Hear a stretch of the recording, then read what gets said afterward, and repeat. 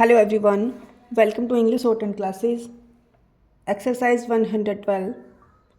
Get ready for the dictation. Start. Mr. Deputy Chairman, I give my support to the bill. Stop.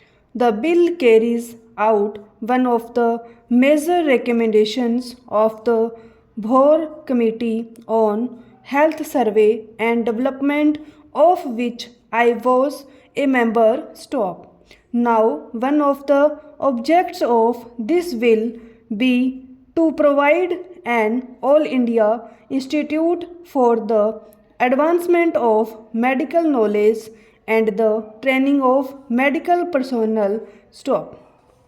It will provide refresher courses for the physicians working in our towns and villages. Stop. It will provide, I take it, facilities for higher instruction in modern medicine. Stop. I think the health minister, if I may say so with respect, was a little far too apologetic in defense of modern medicine. Stop.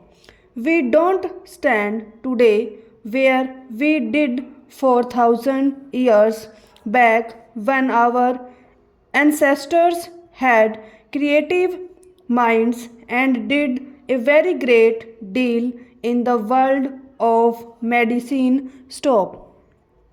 The world has moved far ahead during those 4,000 years, and if you want to benefit by medicine or by the facilities which medical science offers, you must be prepared to go to doctors who have knowledge of physiology, bacteriology, pathology, and who can perform the various tests which are necessary in order to diagnose diseases. Stop. There is a very great deal that can be done by way of research. Stop.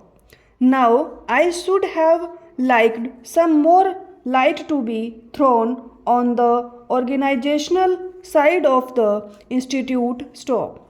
One of the questions which we had to consider was whether this institute should not be affiliated to the Delhi University or to any other university for that matter. Stop.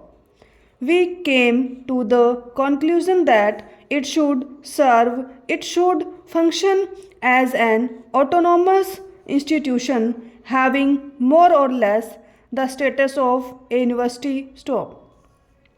But I do not, on reflection like this, segregation in education. Stop. The tendency to have special institutes and call them by the name of universities or to devolve on them the functions of university has, I am afraid, been carried a little too far in this country. Stop. We have an engineering university and we have, I suppose, a technological institute. Stop. Should they call themselves universities? Question mark. Now, a university is a place where knowledge is integrated. Stop. It is a place where you have researchers and professors of various branches of knowledge working and cooperating together for the advancement of learning. Stop. It is an advantage to have a big institution of a specialized character affiliated to a university. Stop. I wish, therefore, that a decision had been taken to affiliate it to the Delhi University, which I believe is a federal university, and if necessary, the constitution of the Delhi University could have been modified for that purpose. Stop. Another thing that I would like to say is this: stop. I have gone through the bill and I find that far too much has been left to be filed up by the rules to be made by the executive government. Stop. Now, by merely reading the bill, I can have no idea as to how the institute will actually function and what the measure of internal autonomy will be that the institute will possess. Stop.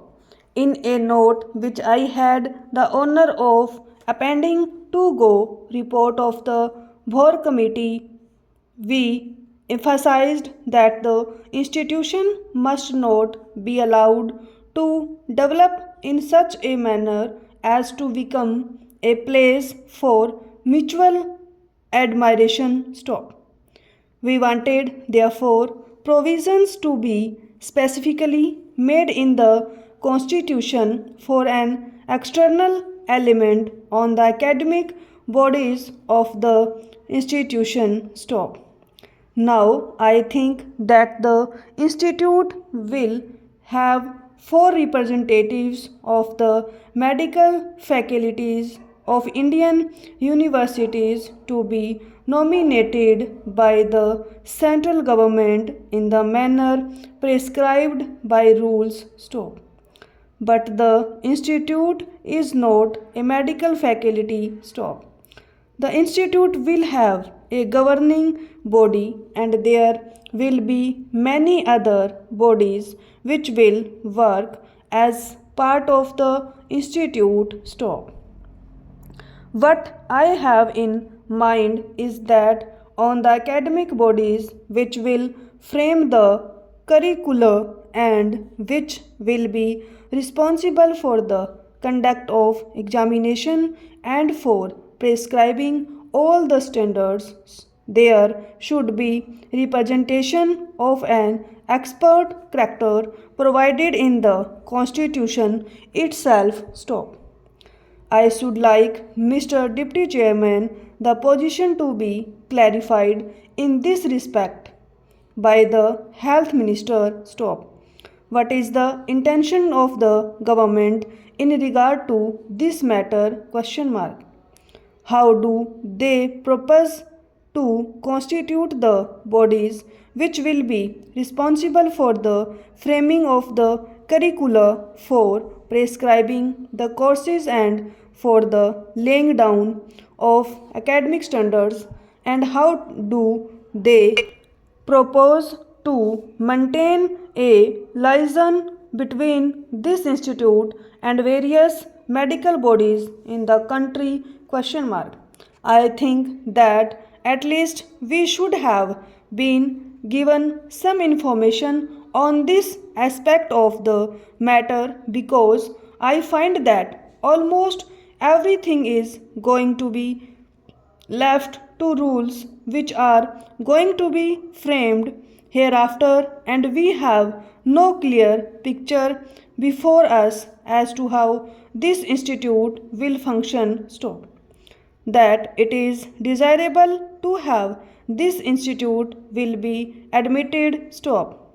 It is becoming increasingly difficult for our young men to get facilities for higher education in the bigger universities of Western countries. Stop.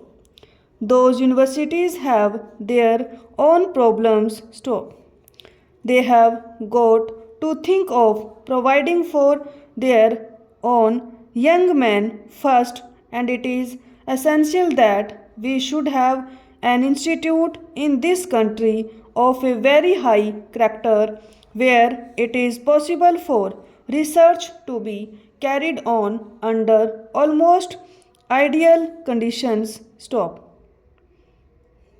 We do not want to lag behind in the race for knowledge in the modern world so far as knowledge and research are concerned. Stop.